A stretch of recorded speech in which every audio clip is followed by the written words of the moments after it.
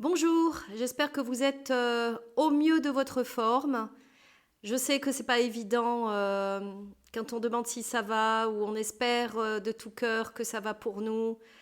On se sent souvent tellement incompris, ce n'est pas évident, mais en tout cas, malgré tout, il nous faut rester absolument positif. Voilà, c'est la raison pour laquelle je vous dis, j'espère que vous êtes au mieux de votre forme. On fait ce que l'on peut.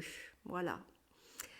Alors, pour ma part, mon expérience de la fibromyalgie, ça a été diagnostiqué en 2015, mais depuis 2011, c'est des suites d'une séparation en fait. Je m'en étais pas rendu compte tout de suite, mais petit à petit, il y a des douleurs qui sont arrivées. Alors bon, c'était des douleurs dorsales, plutôt lombaires. Donc voilà, j'allais voir régulièrement le médecin, j'avais mal au dos, on a fait faire des radios. euh, qui ne montraient rien de spécial, et pourtant j'étais de plus en plus fatiguée. Alors, à cette période-là, j'avais beaucoup de pratiques professionnelles et extra-professionnelles. En fait, j'étais à la fois psychothérapeute, coach vocal. J'accompagnais des personnes dans le cadre de la thérapie vocale et je leur proposais de faire des concerts devant un vrai public. Il y a des personnes quand même qui se sont produites devant près de 200 personnes. Donc voilà, tout ça, ça prend beaucoup d'énergie, beaucoup de temps, plus les consultations en cabinet, plus les interventions dans les structures hospitalières et sociales.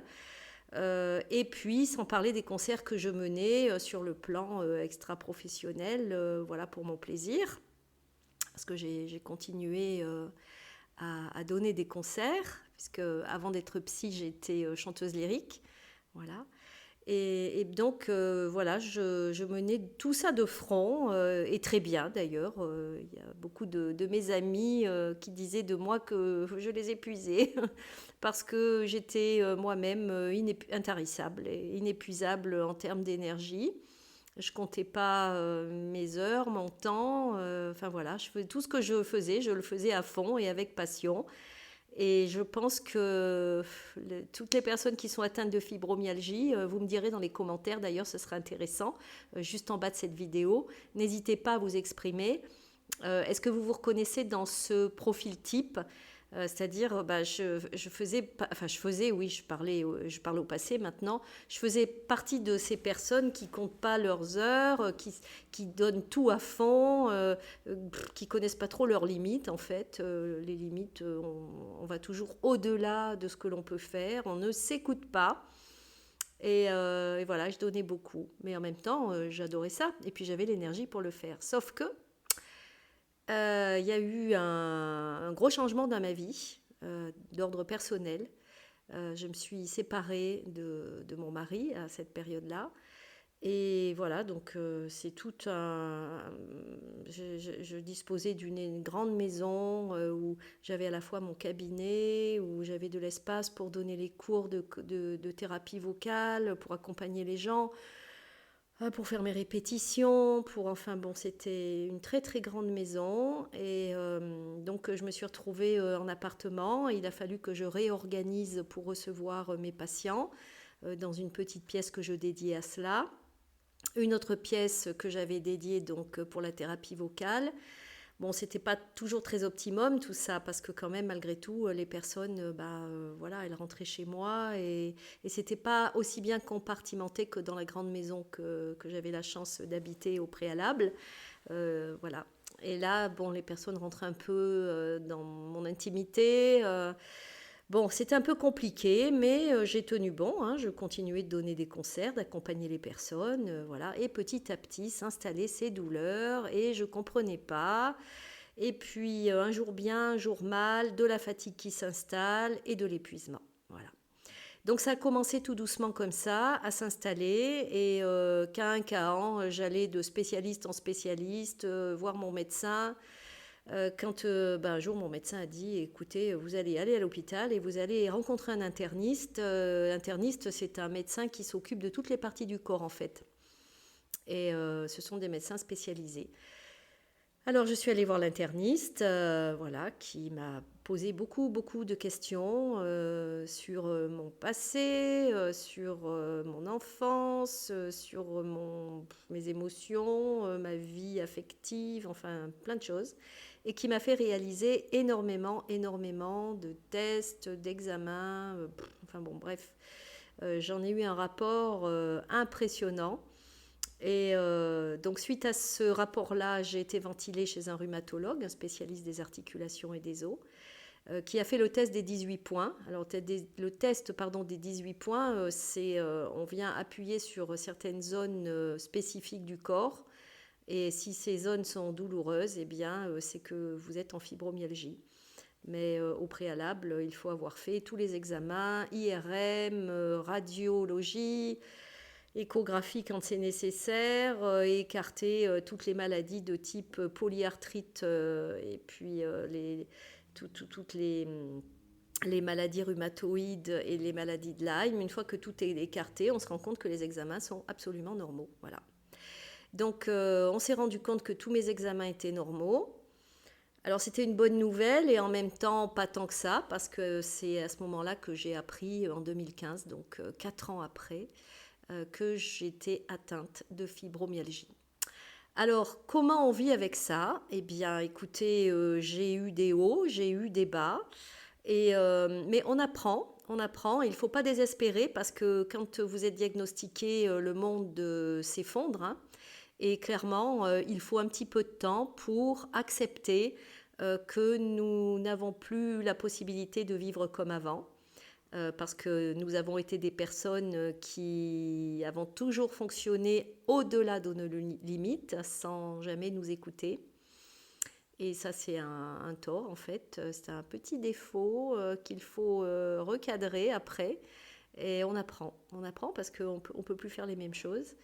Donc voilà, après il faut faire de la rééducation. Alors comme on est de plus en plus mal, il y a la dépression qui arrive. Moi pour ma part, comme j'avais beaucoup d'activités, je les ai laissées comme les plures d'oignon, vous savez, une à une. Voilà.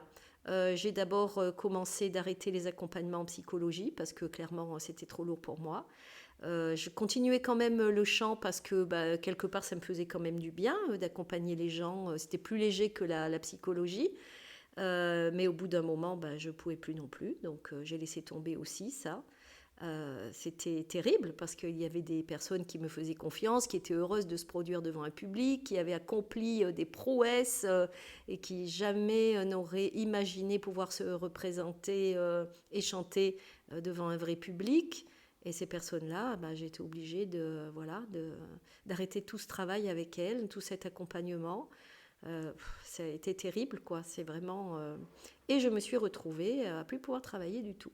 Voilà. Donc, je sais aussi à ce titre ce que peut être une descente aux enfers, on peut dire ça comme ça. Heureusement, j'ai eu la grande chance d'être très très bien entourée à ce moment-là, puisqu'il y avait tous mes amis et mes parents qui étaient encore présents. Et j'ai été beaucoup soutenue par tout ce monde-là. Et vraiment, je leur en serai à jamais reconnaissante. Donc, j'ai dû arrêter mes activités pendant presque 2 ans. Et petit à petit, voilà, j'ai appris à gérer mon corps autrement, à placer des limites. Et puis, j'ai mis en place tout un tas de protocoles et de dispositifs, de soins, on va dire, des choses que j'avais appris au cours de mes formations en psychologie, de mes formations avec toutes les thérapies corporelles, avec la respiration, avec la méditation, enfin voilà. Donc tout ça a payé et dorénavant j'ai repris mes activités, ça fait plusieurs années maintenant. Donc vous voyez que voilà, après une fois qu'on a passé, on va dire, un petit peu dans le tambour de la machine à laver, là, on a été bien secoué, bien lessivé, et bien petit à petit, il faut accepter, il y a tout un cheminement à faire, et puis ça, on y arrive, hein, la preuve, voilà.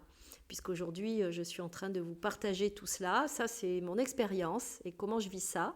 Alors maintenant, j'ai envie de dire, je vis tout à fait normalement, hein. Je vais faire de l'aquabike, je fais de la natation, je vais marcher, que sais-je encore, je fais même de la moto, c'est pour vous dire, avec mon compagnon. Enfin, je pilote pas de moto, mais je suis passagère et quand même, voilà, ça se passe très très bien.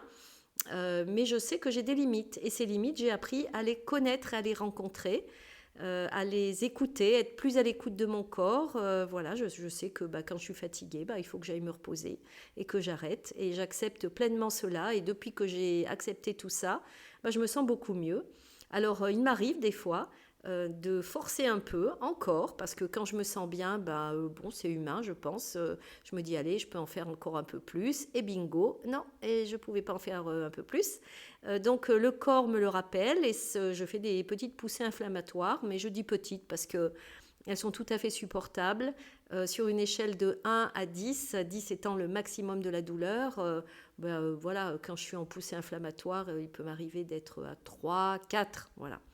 Et sinon, le reste du temps, je n'ai plus de douleur et tout va très bien. Mais mon corps me rappelle à l'ordre à chaque fois. Voilà, donc je travaille de concert avec lui, car c'est mon meilleur ami maintenant. J'apprends à en prendre soin. Voilà. J'espère que tout ça vous aura apporté. N'hésitez pas à inscrire vos commentaires.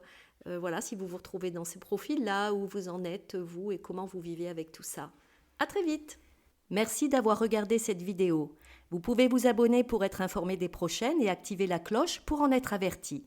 N'hésitez pas à mettre un pouce bleu si ce contenu vous a plu et laisser un commentaire.